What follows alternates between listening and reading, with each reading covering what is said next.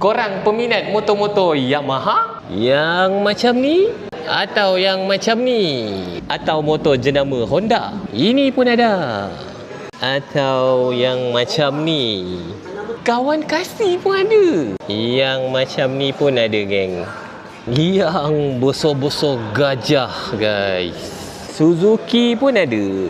Korang boleh dapat motor-motor Jepun ni dengan harga yang murah saja.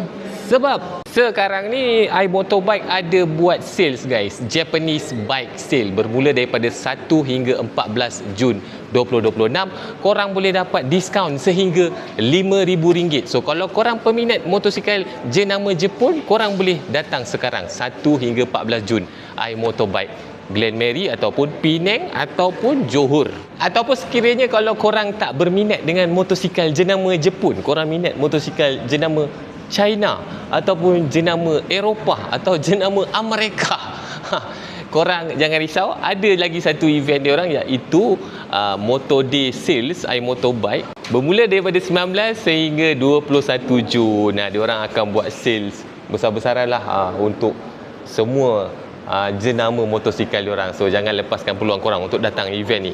Bye, Assalamualaikum.